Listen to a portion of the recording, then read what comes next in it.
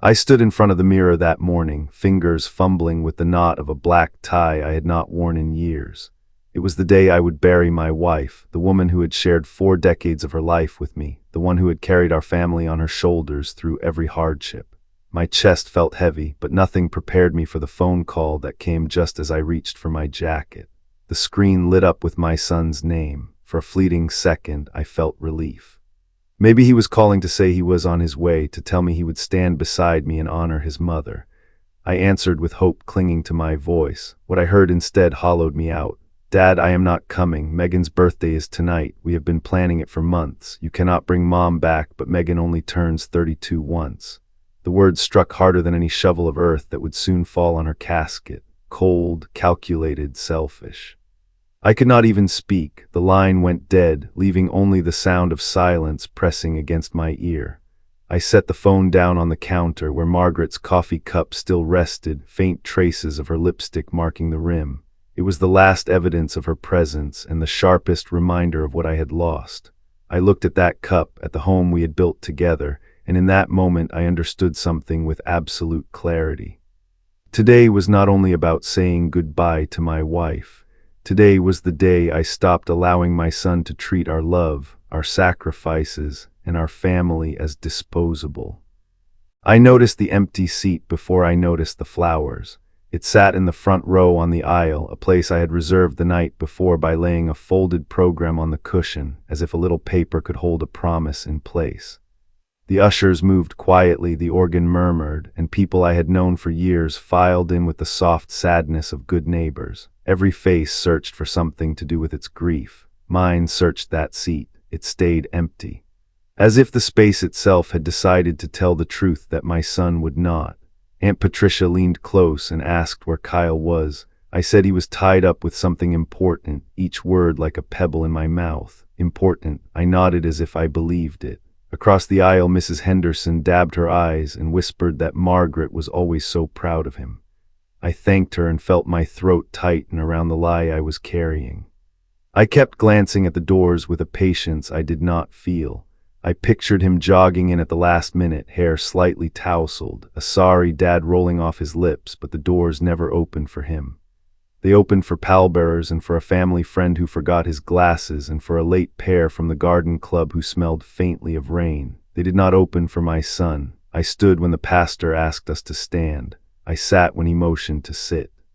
The service unfolded with the practiced gentleness of a man who had done this many times, and yet every sentence pierced in a new place because every sentence carried her name.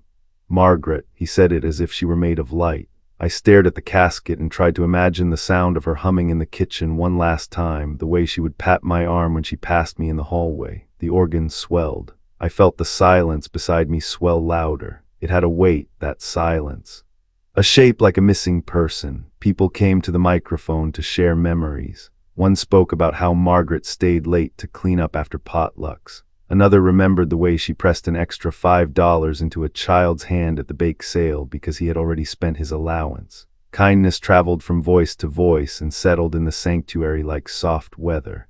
When it was my turn, I walked to the lectern and set both hands on the wood. The paper in my pocket trembled, so I did not take it out. I said she loved things that grew and people who were still learning how to. I said she believed that patience was a form of courage.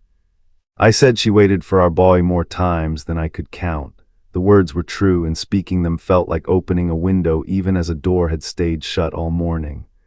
Back in the front row, I could feel the questions pressing from every direction. Where is he? Is he stuck in traffic? Is he all right? I kept answering with that same small bitter phrase. He is busy. I told it to Patricia. I told it to the neighbors. I told it to myself. Because it hurt less than admitting the reason I knew. I could see the band lights in my mind, hear laughter over music. I could picture candles on a cake and a hand cutting slices while a mother's name slipped from memory like steam from a kettle.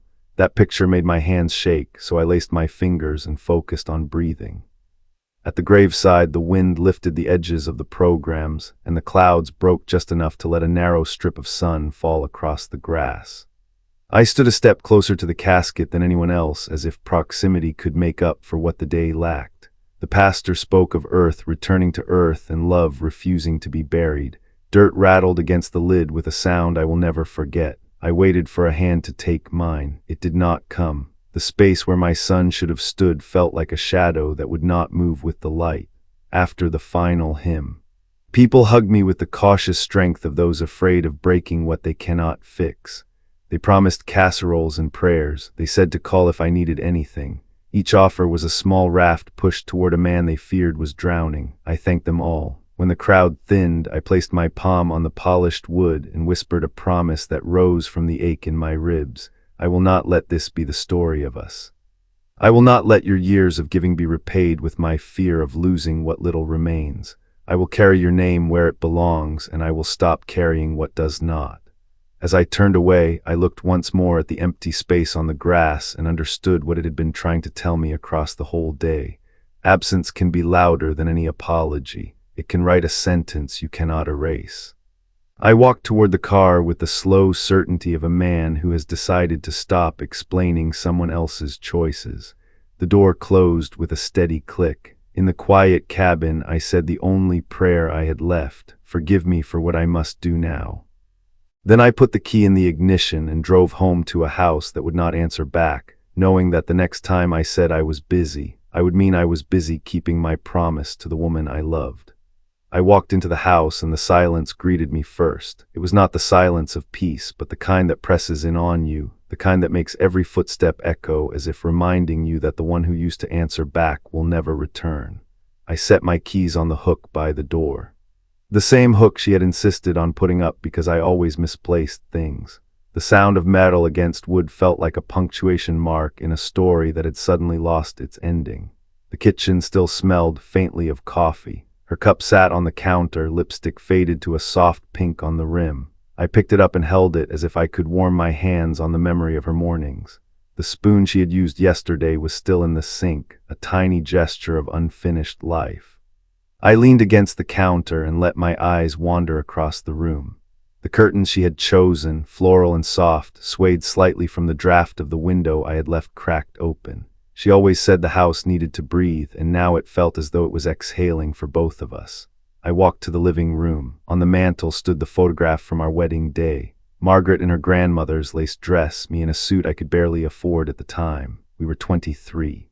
Young and foolish enough to believe that love could stretch forever without effort, and yet we proved it could. The frame was a little crooked, as if she had adjusted it and left it that way, and I had never bothered to straighten it. That was us. She noticed the details, and I carried on as if they did not matter until she made me see that they did.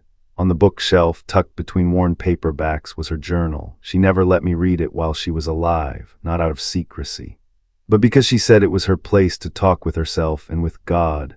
I opened it carefully, half afraid the ink might vanish if I touched it. Inside were lists and notes, fragments of prayers, small confessions about days she had struggled. There were pages where she had written about Kyle, about how proud she was when he took his first steps, about her worry when he forgot to call, about her hope that he would find his way in the world. Every line was threaded with the kind of love that endures disappointment without breaking. I moved to our bedroom and sat on the edge of the bed. Her Bible lay on the nightstand, a bookmark still tucked between the Psalms. When I opened it, a slip of paper fell out. In her handwriting it said, "My dearest Alan, please do not let Kyle forget us. We gave him everything we had. I hope it was enough." I read it 3 times, the words digging deeper with each pass. She had carried hope even when she knew the truth. She had always chosen to believe in him, even when he had not earned it. In the closet I found the box she had kept hidden. Inside were Kyle's report cards starting from kindergarten. Each one had a note in the margin, her handwriting celebrating even the smallest achievement. So proud, our brilliant boy. Next to them were programs from his graduation, photos of him in his cap and gown. She had worked double shifts to make sure he never lacked a thing. She had cut corners in our own lives so that his would be filled with opportunities. I sat on the floor surrounded by these fragments of 40 years. Every object spoke of love given freely, often at great cost. The scent of her perfume still lingered on a scarf draped across the chair. The soft indent on her pillow carried the shape of her devotion. Even the walls seemed to hold her voice. reminding me that this house was built not from bricks alone but from choices we made together, sacrifices we shared, and a son we had raised with everything we had to give. I closed the box and placed it back on the shelf, but the weight of it remained on my chest. It was not just a collection of keepsakes. It was a record of her life, our life, and the relentless giving that defined her. Looking at it all, I understood more clearly than ever what had been taken from her when our son chose a party over her funeral. She had given him everything, and in the end he had given her absence. As I turned off the bedroom light, I whispered into the dark that I would not let her sacrifices be forgotten. If Kyle could not remember, then I would remember for both of us. And if he could not honor her, then I would honor her by making sure the love she poured out was not wasted. I walked back into the silent hallway with a resolve that felt heavier than grief but steadier than despair. This house was now my evidence. Every cup, every curtain, every note was proof of who she was and proof of what I had to protect. I sat down at the old mahogany desk where I had signed countless contracts and balanced company ledgers, but this time the papers spread before me were not business accounts. They were pieces of my life, records of every time I had opened my wallet for my son with the same eagerness that his mother had opened her heart. I pulled the first file forward, the one marked with his college years, and began the reckoning that had been too long avoided. 4 years at the university. $52,000 each year. I remembered the checks I wrote, the extra shifts Margaret picked up, the macaroni dinners we endured because we were paying for something better than food. He had called every few weeks, but always with another request. Books, fees, trips. I had told myself this was what fathers did. We had sacrificed for his education, but he never looked back to see the cost. Next came graduate school. He had insisted an MBA would set him apart, and I had believed him. $48,000 transferred without hesitation. He lasted less than a year before quitting, claiming he needed to find himself in Europe. That trip had cost another $35,000, a vacation disguised as a journey of self-discovery. The memories played in my head like a cruel slideshow. He had stood in Paris beneath the Eiffel Tower while his mother lay at home too weak to climb the stairs. Then there was the house. He came to us with a ring on Megan's finger and a dream in his eyes. We found the perfect place, he said, but we are a little short on the down payment. Short meant $350,000. I wrote the check, signed the mortgage, told myself family helps family. I still remember the way he hugged me that night, promising to pay me back as soon as his business took off. That business never existed. What took off was his sense of entitlement. The wedding came next. $75,000 poured into flowers, music, and champagne, while Margaret smiled through exhaustion and told me it was worth it to see our boy happy. I remember watching her dance, her body already weakened by illness, and thinking how much she loved him. How much she wanted to believe his happiness justified the cost. The car, $35,000. The emergency loans that never ended, each one labeled temporary, each one forgotten as soon as the money arrived. Megan's failed ventures, vacations that turned into debts, shopping sprees masked as investments. One by one I wrote the numbers down in neat columns. Each line was a story, each story was a sacrifice. When I added it all together, the number glared at me from the calculator screen. $847,000, nearly $1 million. I leaned back in the chair and let the weight of it press against me. This was not just money. It was years of labor, decades of late nights, Margaret's doubled shifts. My weekends spent on job sites instead of with my family. We had given him almost everything we had ever earned, and he had treated it as his inheritance before we were even gone. I pulled out Margaret's hidden notebook, the one I had found in the closet. Her handwriting filled the margins with reminders of what those sacrifices had cost. Anniversary dinner canceled, needed $5,000 for Kyle's car repair, postponed doctor visit, sent money for Megan's birthday. Each note was a quiet testimony of love twisted into obligation. She had borne it silently, convincing herself that one day it would be worth it.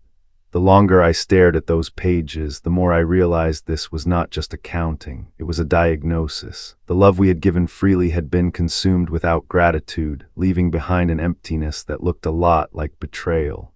The number on the page was not only a total of dollars. It was a measure of how much we had allowed ourselves to be used. I closed the folder and sat still, the silence of the house settling around me like judgment. For years I had excused him, told myself he was still young, that he would grow into responsibility. But responsibility cannot grow where there is no soil of gratitude. The proof was in front of me, black ink on white paper, an audit of fatherhood written in numbers too large to ignore. I slid the files back into neat stacks, but the decision had already been made in my heart. No more loans, no more rescues, no more pretending that love meant shielding him from the truth. Margaret's voice echoed in my memory, soft and weary. Maybe we are doing too much for him. She had known even then. I had not listened. But now, with her gone and her words written between the lines of every receipt, I finally understood. This was the end of the ledger. This was the last entry in the book of indulgence. From here on, the balance would be mine to protect, not his to squander. I closed the drawer, and for the first time in decades, I felt the heavy chains of obligation slip loose. My son had taken enough. The rest would belong to Margaret's memory and to me. The morning after the funeral, the house was still filled with the scent of flowers and the quiet that follows grief. I had barely finished my first cup of coffee when the phone rang. My son's name lit up on the screen. For a fleeting second, a part of me believed he might finally be calling to apologize, to acknowledge what he had done by missing his mother's final farewell. I answered with that hope in my chest, but the voice that came through the line carried no weight of sorrow. No tremor of regret. It was cheerful, casual, as though yesterday had been just another date on the calendar. "Hey, Dad, hope you're holding up. Listen, I need a little help with something." The words hit me with a dull thud. He didn't mention his mother. He didn't ask about me. Instead, he launched into a story about Megan's birthday party. They had gone all out, he said. A live band, steak dinners for everyone, a diamond bracelet. The night had been unforgettable. But unforgettable nights come with unforgettable bills. He had racked up more than $15,000 in expenses, and the credit card company was calling. "So can you just wire me the money today? That would really take the stress off. Megan's a wreck about it." I sat in silence for a moment, staring at the cold cup of coffee on the table, Margaret's photo smiling softly from the mantel. Yesterday I buried my wife. Today my son wanted me to pay for a party. The absurdity of it burned through me, but beneath the anger was something steadier, something Margaret had been whispering to me all along. "Enough, no," I said. The word was sharp and unfamiliar in my mouth. It had been years since I'd spoken it to him. I felt the silence on the other end of the line as his brain tried to process what he had just heard. "What do you mean, no? Is there a problem with the bank?" "I mean, no, Kyle, I won't be giving you any more money." His voice shifted quickly from confusion to outrage.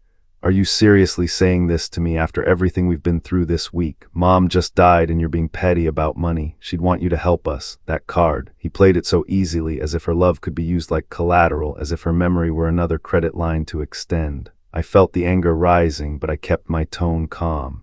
"Your mother wanted you at her funeral. That's what she wanted." The line went quiet for a moment, and then came his familiar threats, sharp but hollow.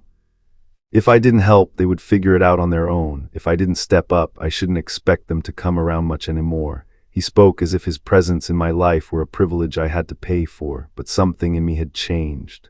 "I understand," I said simply. "You what?" "I understand. Take care, Kyle." And then I hung up. For the first time in 35 years, I ended a conversation with my son on my terms. The silence in the house didn't feel oppressive anymore. It felt clean, like a room after the clutter has been cleared away. The phone sat quietly on the table, no longer a chain around my neck, no longer a tool of manipulation. I leaned back in my chair and looked at Margaret's picture. Her eyes seemed to meet mine, steady and kind, as if she knew what had just happened. It was a small act, just a single word, but it shifted something deep inside me. I was no longer the man who wrote checks out of guilt, no longer the father who mistook financial rescue for love. I was no longer the bank of endless withdrawals. I was, for the first time in years, simply a man who could say no, and that no, spoken quietly in my kitchen, was the beginning of a different life. When dawn broke the following Monday, I was already sitting in my office at Foster Construction. The blinds tilted just enough to let in a line of pale light across my desk. The folders lay spread out before me like exhibits in a trial, every page a record of negligence, every report a reminder of how long I had excused behavior that would have ended any other employee's career. Missed deadlines, inflated expenses, contractor complaints, 8 years of second chances disguised as training opportunities. I had told myself I was being patient, that Kyle just needed time, but the truth was simpler. I had been weak, too willing to be his father and not willing enough to be his boss. Sarah Mitchell from HR knocked lightly on the door. She carried a stack of documents and the kind of expression that tells you she has been waiting years for this day. "Are you certain, Alan?" she asked gently. "I am," I said, my voice firmer than it had been in months. "Prepare the termination papers. He will be escorted out today." Her eyes did not widen, nor did she argue. She had seen the same pattern I had chosen to ignore. The paperwork had been ready for a long time, filed away in silence out of respect for me, not for Kyle. She nodded and set the folder on my desk. "I will have security on standby." At 9:30, laughter drifted down the hall before my son appeared, 15 minutes late as always. He joked with the receptionist, bragged about how wild Megan's birthday party had been. He poured himself coffee as if the world owed him time. When the intercom buzzed with my voice, "Kyle, please come to my office immediately," he answered with his usual casual tone. "Sure, Dad, just let me grab my coffee. Now, Kyle." The silence that followed carried the weight of a command he was not used to hearing. His footsteps down the hallway grew heavier as he approached. When he opened my door, Sarah was already seated inside, a silent witness with a pen in her hand. His smile faltered. "What's going on?" he asked, trying to sound light. I gestured to the chair opposite my desk. "Sit down." He glanced at Sarah, then at me. "This feels a little formal." "It is formal," I said. My hands stayed folded on the desk, steady, deliberate. "Kyle, your employment with Foster Construction is terminated effective immediately." He laughed once, sharp and nervous. "Very funny, Dad. What's this really about?" I slid the termination papers across the desk. "Please review these documents and sign where indicated." The pages seemed to burn in his hands as he scanned them, his face losing color. "You cannot be serious. This is the family business." "This is a business," I said, "and you have treated it as anything but. Your position has been eliminated due to restructuring." His voice cracked. "This is about the money, isn't it? About the funeral." I said I was sorry. "We can work this out. Security will escort you to collect your personal items." My tone never rose. It was calm, professional, unshakable. He leaned forward, desperation creeping into his voice. "Mom would not want this. She would never let you do this." I pressed the small button on my desk, and within seconds Mike Thompson from security stepped into the doorway. Kyle's face turned red as the reality settled on him. He looked around, aware of the gathering audience outside, coworkers peering in with quiet, knowing eyes. "Dad, please," he whispered, clutching his coffee mug and the framed photo of Megan from his desk. His voice was no longer confident, only pleading. I met his eyes. And for the first time in years, I did not look away. "This is not personal. This is business." He stood shakily, his shoulders slumped, and allowed himself to be led out. His departure left behind an office that felt cleaner, lighter. Sarah slid the signed papers back across the desk. "All access codes revoked, computer access terminated," she reported softly. I leaned back in my chair and exhaled. I was no longer just his father trying to keep peace at home. I was the head of this company, and I had finally drawn the line that should have been drawn long ago. For the first time, responsibility replaced indulgence. For the first time, the roles were clear. The story did not stay in the cemetery or within the walls of my house. In a town like Davenport, news travels faster than cars on the river bridge. By the end of the week, people who had not seen Margaret in years were whispering about Kyle's absence. At first, I thought it would fade like any rumor, but it spread with the persistence of smoke in a closed room.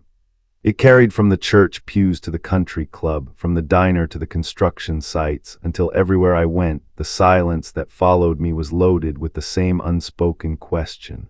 Where was your son when his mother was laid to rest? At church the following Sunday, I sat in the pew Margaret and I had shared for decades. When the congregation stood to sing, I could feel eyes lingering on me. "After the service, Mrs.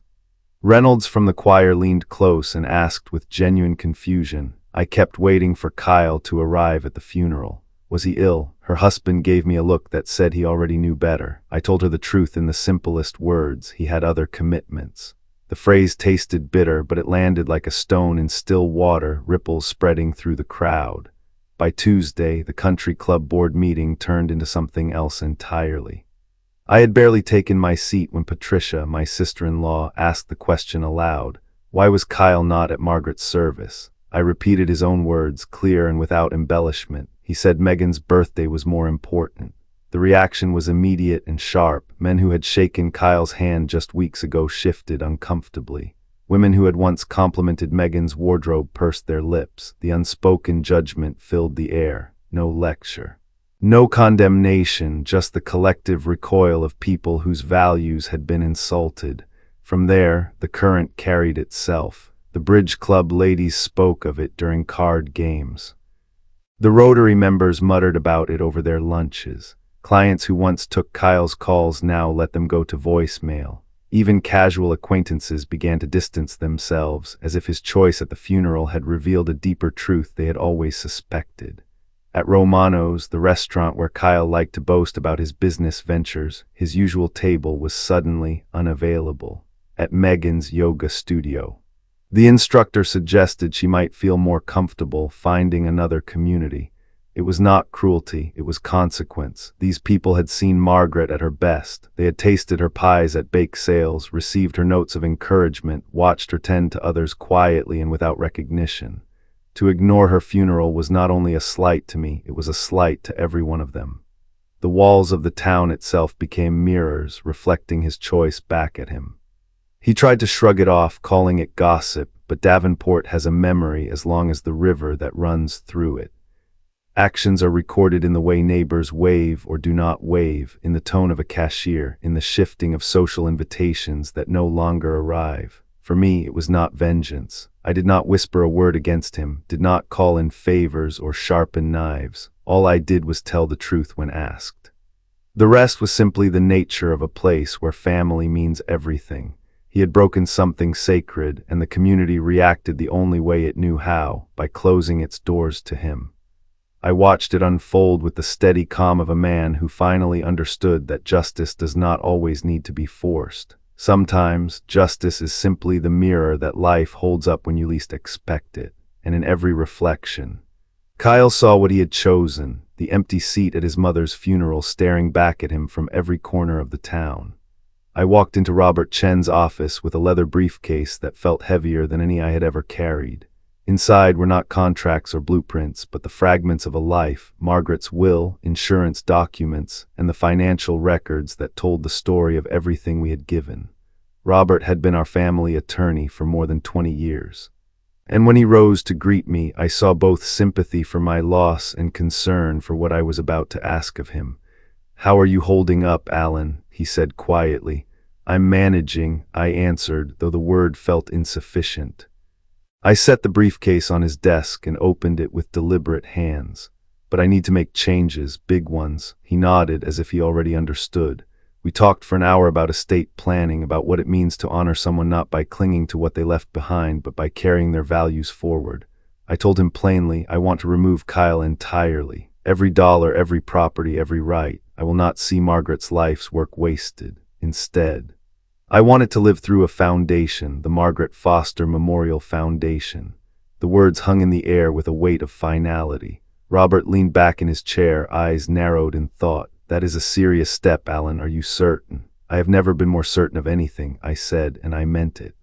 I outlined what I wanted: scholarships for children who had no means but showed promise, donations to cancer research in Margaret's name, support for community centers that could keep families together the way she always believed they should be. It was not revenge, it was restoration. The money that had been drained for indulgence would now flow towards something that mattered, something Margaret herself would have chosen. Robert listened, scribbling notes, his professional mask slipping into something like admiration. "You are talking about more than a will," he said at last. "You are building a legacy." "Yes," I replied. My voice steady, "Her legacy, and I will see it done." The paperwork began immediately. We restructured my assets, moving company shares into a trust that would be untouchable by lawsuits or manipulations.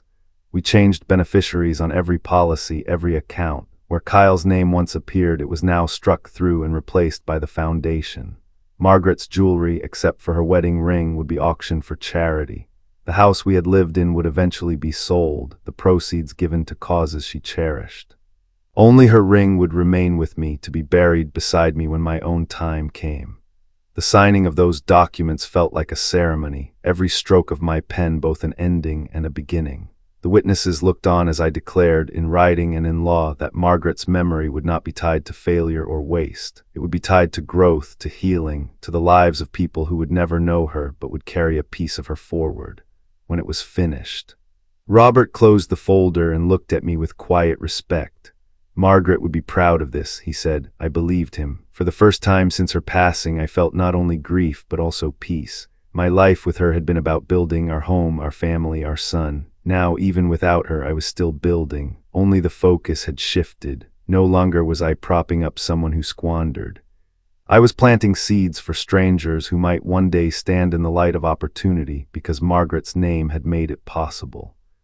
As I left the office and stepped into the afternoon sun, I carried no papers, no ledgers, only a new certainty. My wife's voice echoed softly in my memory. Patience is courage. And I realized this was my courage, not to hold on, but to let go and to rebuild her legacy in a way that could never be destroyed again. The day I walked into First National Bank, the marble lobby gleamed under morning light, polished and cold, a fitting stage for the task ahead. I was not there as a father. I was there as a guarantor ready to withdraw his hand from a drowning man who had mistaken my grip for a permanent raft. David Harrison, the bank manager, rose from his desk when I entered, his expression already uneasy. He had known Margaret and me for decades. Had seen us co-sign loans with the kind of blind faith that parents are famous for. He also knew why I had come. "Alan, I appreciate you making the time," he began, shuffling the papers on his desk as if tidying them could soften the truth. "Kyle's mortgage is now 60 days delinquent. We've relied on your guarantee before. I assume you'll cover the outstanding balance again." I set a folder on his desk and pushed it toward him. "Not this time. I am withdrawing my guarantee, effective immediately." He blinked, then opened the folder. Inside were the documents my attorney had prepared, each one airtight. The legal language left no space for negotiation. David's hand moved to the phone, calling the bank's legal department to confirm what he already suspected.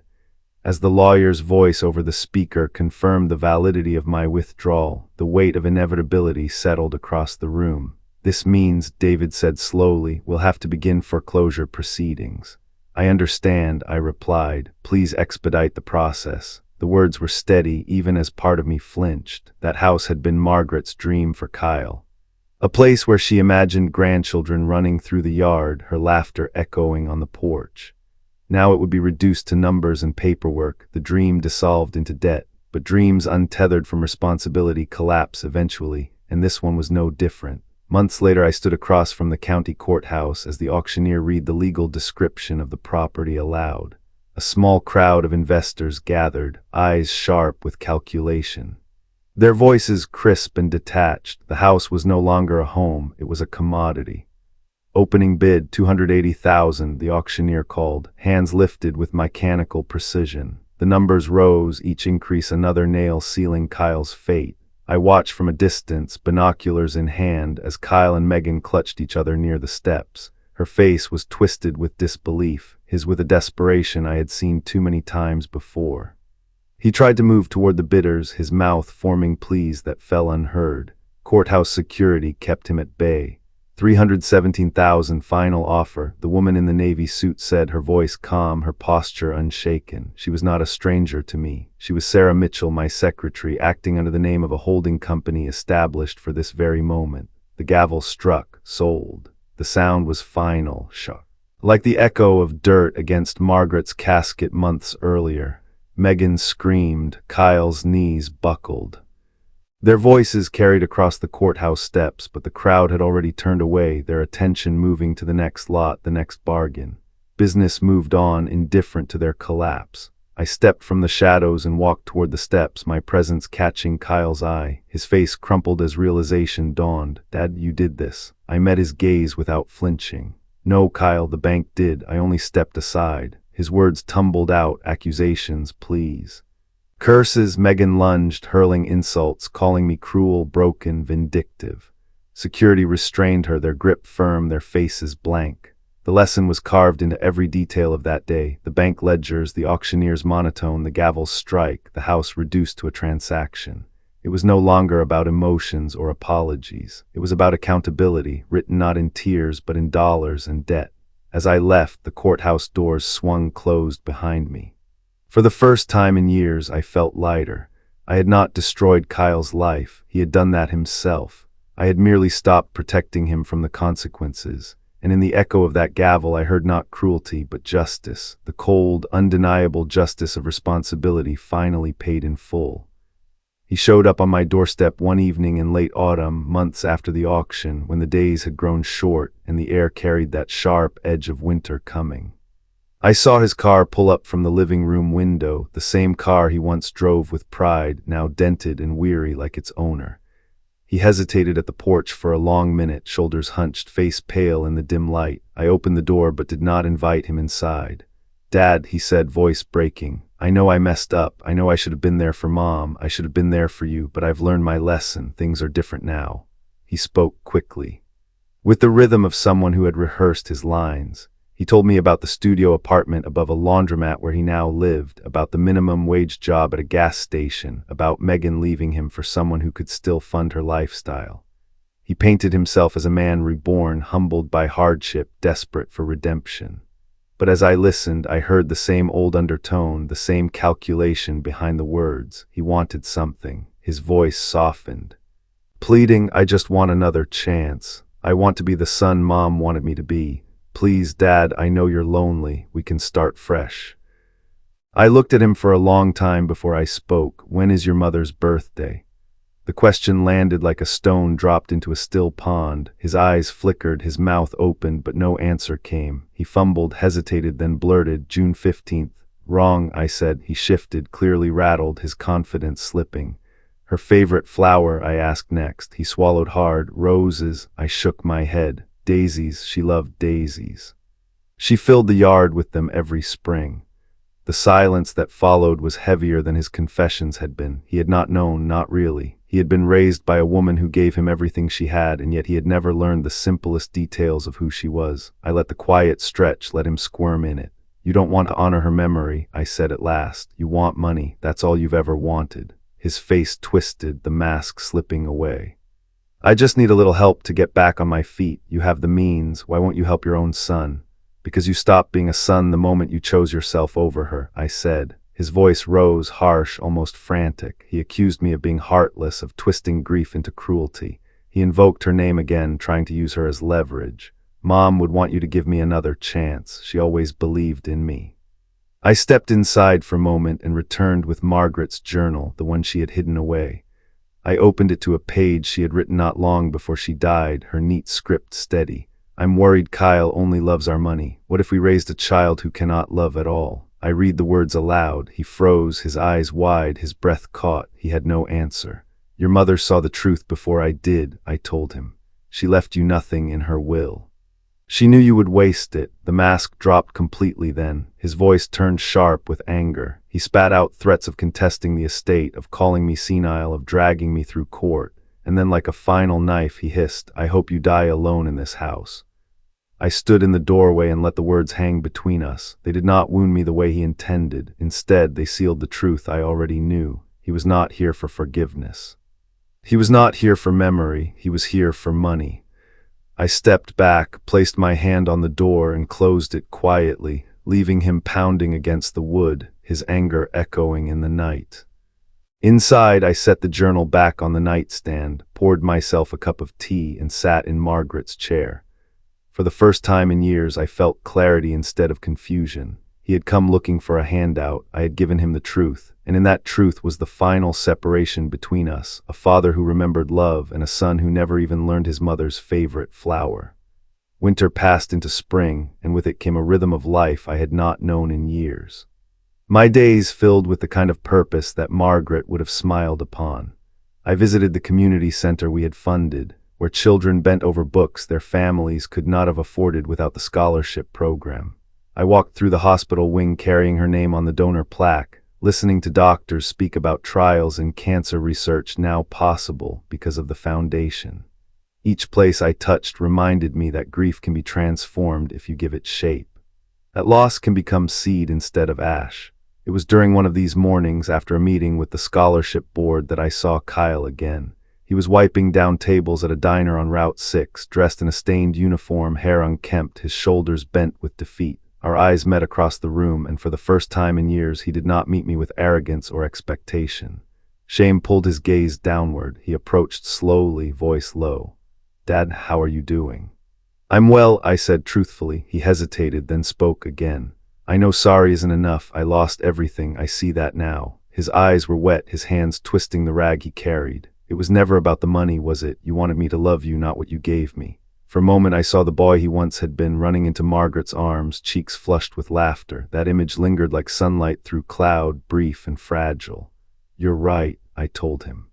"It was never about the money." He swallowed hard. Is there any way back?" I let the question rest in the air. Then I gave him the only answer I could. "I don't know, maybe, but not with words. You'll have to show me with your actions. If you want a place in my life again, you'll have to earn it." His head dropped, but he nodded. For the first time, he did not argue, did not bargain. He only accepted. I left him standing there and walked out into the morning light, the sound of traffic humming in the distance. The door between us was not locked forever, but it was no longer wide open either. It was a narrow passage, one that required humility to enter. As I drove home, I thought of Margaret's daisies blooming in the garden, the flowers she had loved most, their stems bent under the wind but never broke. That was how I chose to remember her, strong, gentle, enduring.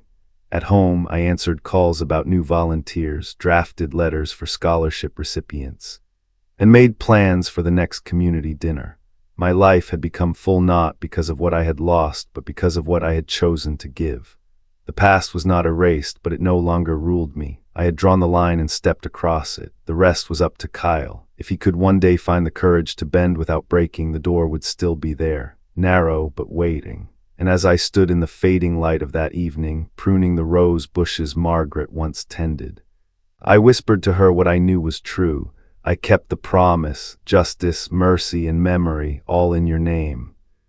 1 year later, I found myself walking through Riverside Cemetery on a bright May morning, carrying a bouquet of daisies in my hands. The grass was thick with spring, the oak trees alive with birdsong, and the polished granite of Margaret's headstone shone under the sunlight. I knelt beside her grave and set the flowers down carefully, brushing a bit of dust from the carved letters of her name. I spoke softly, telling her what had come of the year since she left. 20 scholarships had been awarded through the foundation that carried her name. $200,000 had gone to cancer research in her memory. A community center now stood on the corner of Maple and 3rd, filled with laughter and the voices of children who might never have had a chance without her legacy. Each word I shared was proof that her life still reached outward, touching people far beyond the bounds of our home. Later that day, I stopped at a diner on the edge of town for a cup of coffee. Behind the counter, wearing a faded uniform, stood Kyle. His hair was thinner, his shoulders slumped, but when our eyes met, there was no arrogance left in him, only humility. He approached cautiously, rag in hand, and asked quietly how I was doing. "I'm well," I said, the same way I might answer any man trying to stand again after a fall. I did not speak with bitterness, nor did I reach for the past. I greeted him as I would a stranger who had once shared my blood. I walked out of that diner with no hatred in my heart. I carried justice instead, the calm conviction that Margaret's memory was protected, her love honored. If Kyle ever returned not with demands or debts, but with true actions that showed change, then perhaps one day I would listen. Until then, the narrow door remained where I had left it, open but not easy. And as I drove home, the daisies in the cemetery still fresh in my mind, I knew I had kept my promise. Not vengeance, but dignity, not bitterness, but truth.